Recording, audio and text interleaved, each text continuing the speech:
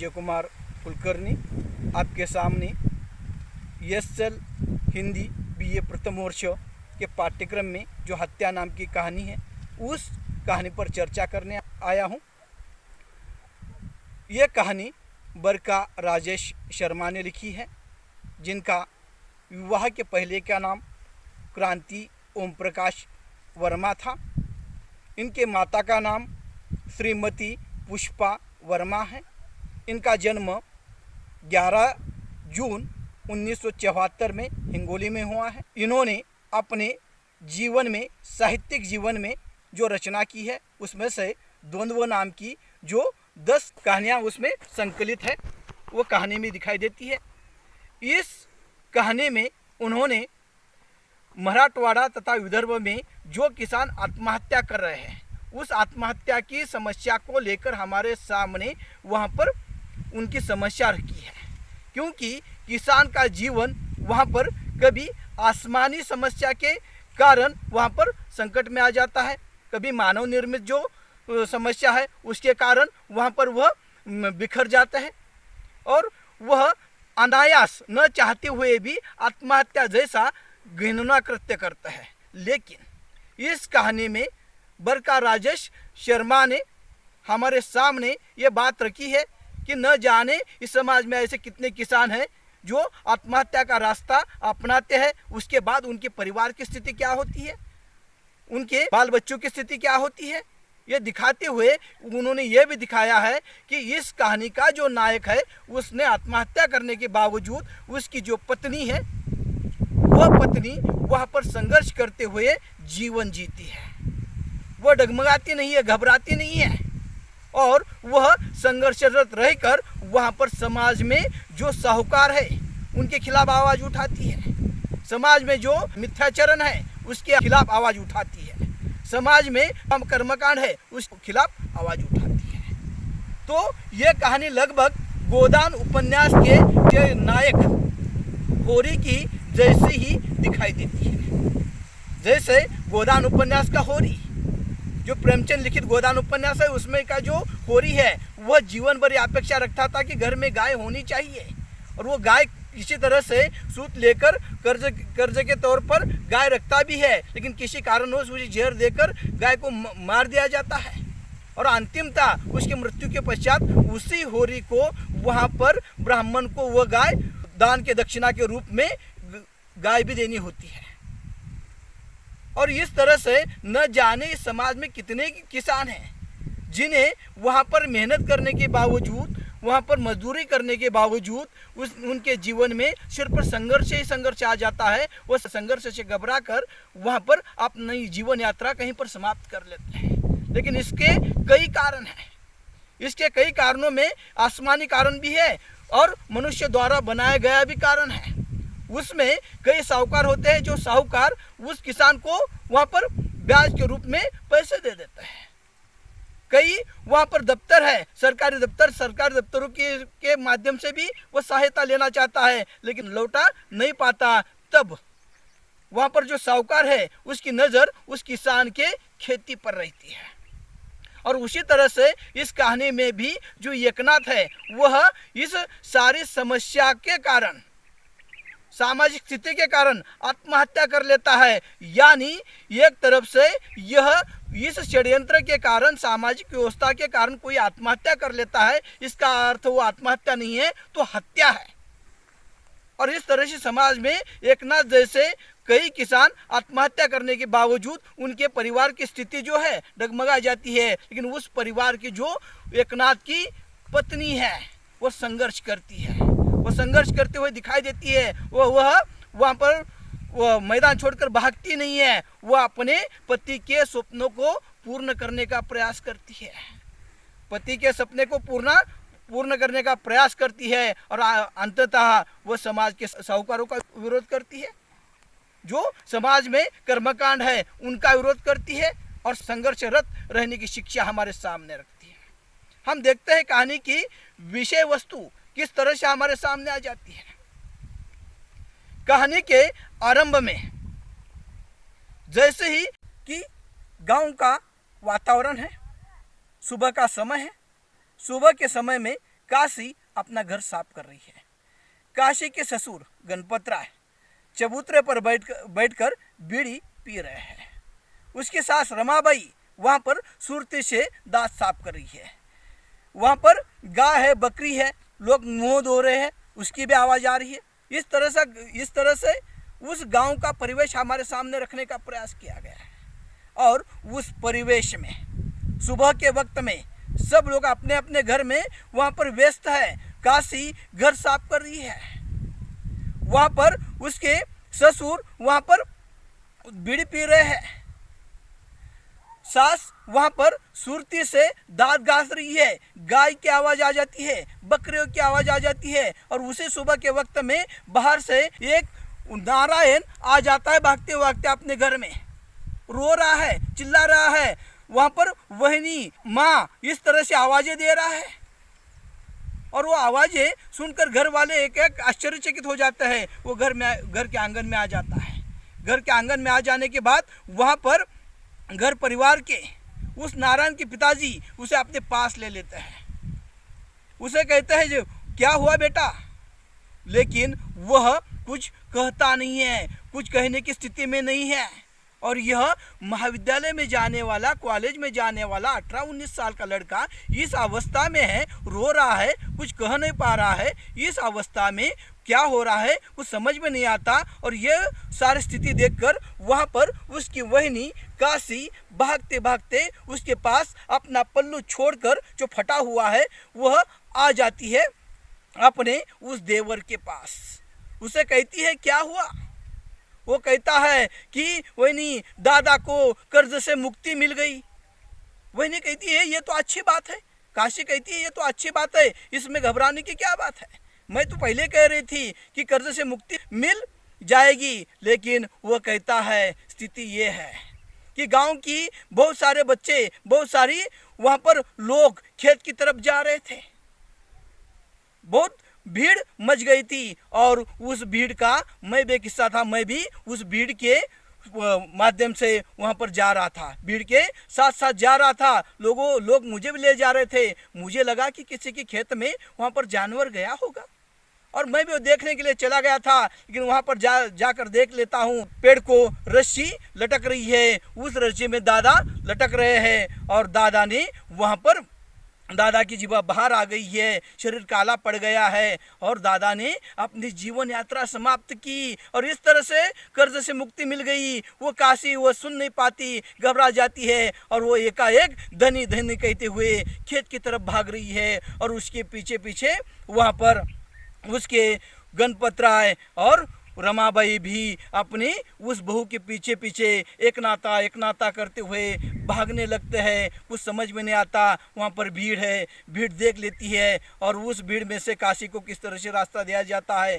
काशी देख लेती है, वहाँ पर गुमराह होकर वह गिर जाती है। उसे कुछ सूझ नहीं रहती, कुछ समझ में नहीं आता। और उसी अवस्था में आहिस्ता आहिस्ता पिताजी भी जो है गणपतराय अपने बेटे के पैर को पकड़ रहे हैं और वो लोगों को कहते हैं कि मेरे एकनाथ को कुछ नहीं हुआ, उसे नीचे उतार दो। और लोग किसी तरह से निकालना चाहते हैं। लेकिन वहाँ पर जो रमाबाई है वो भी अपने बेटे के पास जाना चाहती है और लोग उसे खींच रहे हैं, जाने नहीं देते। और एक विदारक दृश्य वहाँ पर हमारे सामने आ जाता है। कुछ समझ में नहीं आता। जो एकनाथ ने वहाँ पर अपनी जीवन यात्रा समाप्त कर दी है।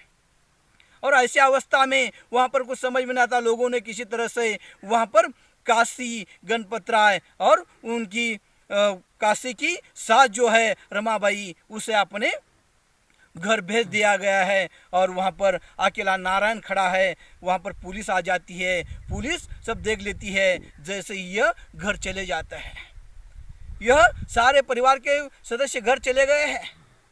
गणपतराय, उनकी पत्नी रमाबाई और काशी घर किसी तरह से लोग ले जाते हैं। घर चले जाने के बाद बच्चे देख लेते हैं, पड़ोस के सारे लोग आंगन में आकर खड़े हैं। वो देख लेते हैं कि यकीनन अब उन्हें समझ में आ जाता है कि हमारे सर से पिता का साया अब चला गया है। कुछ समझ में नहीं आता। और वह वहाँ पर सारी स्थिति अब वहाँ पर एक अलग से हो गई है।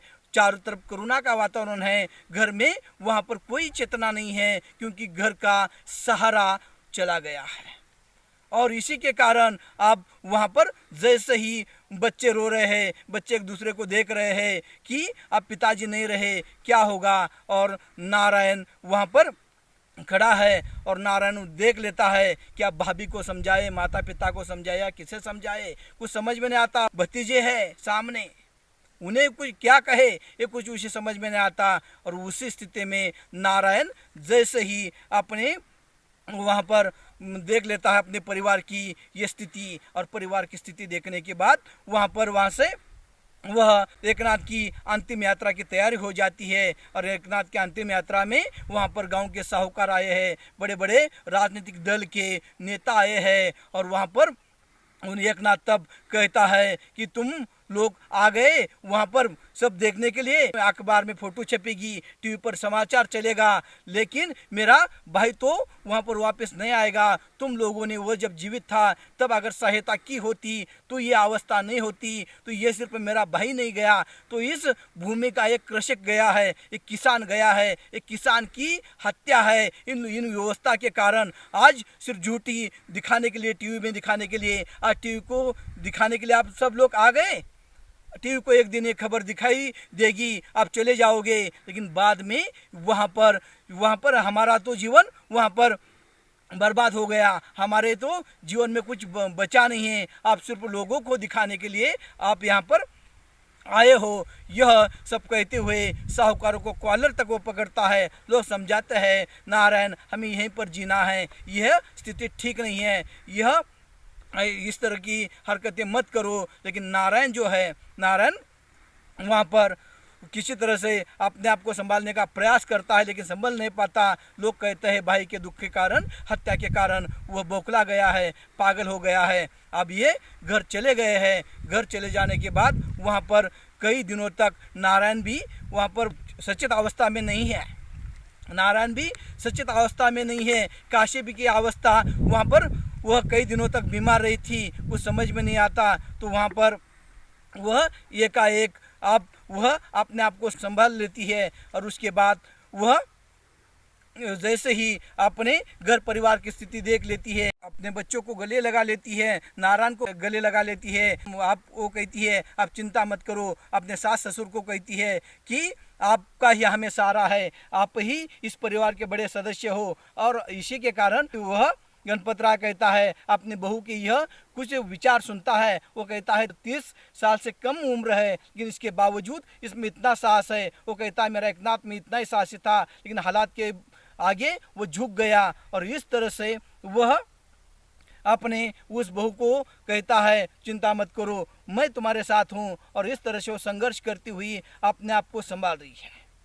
अब कई दिनों के बाद वहाँ पर 13वीं आ जाती है, और वहाँ पर आ जाते हैं पंडित जी आ जाते हैं। और पंडित 13वीं के कार्यक्रम की सारे बातें बता रहे हैं। सारे गांव के लोग जमे हैं, बूढ़े हैं, और वह बूढ़े लोग भी वहाँ पर है। पंडित जी जो सामानों की सूची दे रहे हैं वह सब सुनते हैं। लेकिन एकाएक यह उठ खड़ी हो जाती है और कहती है पंडित जी, घर जो खेती थी 7 एकड़, उसमें से 5 एकड़ तो खेती साहूकारों के पास है, बची हुई जमीन है, उससे 4 साल से कुछ फसल नहीं आई है, घर में खाने के लिए कुछ नहीं है। ऐसी अवस्था में हम यह सारा खर्च कैसे करें?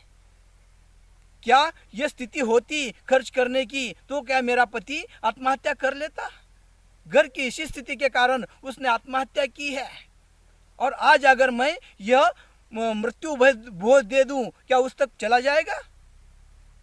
क्या मेरे पति ने जब आत्महत्या की थी तब उनके मन को, उनके नज़रों के सामने, आंखों के सामने दृश्य नहीं आया होगा? अपने बच्चे क्या करेंगे, अपने पत्नी के साथ जो उन्होंने फेरे लिए थे अपने भाई की शिक्षा के लिए, ये सारे सपने उनके सामने नहीं आए होंगे।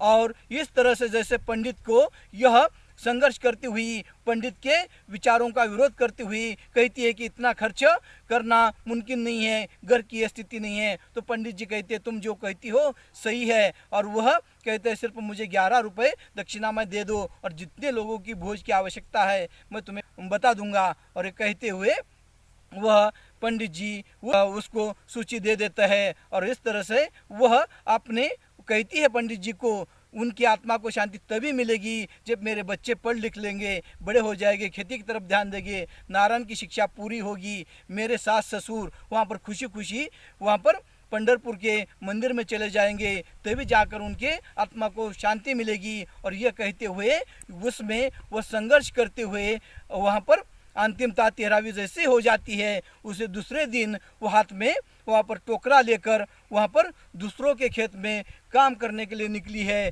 तब सास ससुर कहता है रुक जा कर, तो 13वीं का हो गई है। वो कहती है घर में आए हुए मेहमान को आप संभालो, आप मुझे बाहर काम करना है, और बाहर काम करते हुए जैसे कुछ पैसे इकट्ठा होंगे हम अपनी खेती में काम करेंगे, लेकिन इसमें मुझे नारायण की सहायता चाहिए। और नारायण को कह देना मैंने जो उसे काम बताया था वो काम महाविद्यालय से आते आते, कॉलेज से आते आते उतना काम वह करके आए। नारायण सुन लेता, नारायण कहता भाभी वही आप चिंता मत करो, मैं तुम्हें पूर्णतः सहायता करूँगा। यह सुनकर वह काशी वो अपने देवर को जो पुत्र समान मानती है उसे नज़दीक लेकर उसे सांत्वना दे देती है, प्रेम कर लेती है और संघर्ष करने के लिए तैयार हो जाती है। इस तरह से इस कहानी की विषय वस्तु है।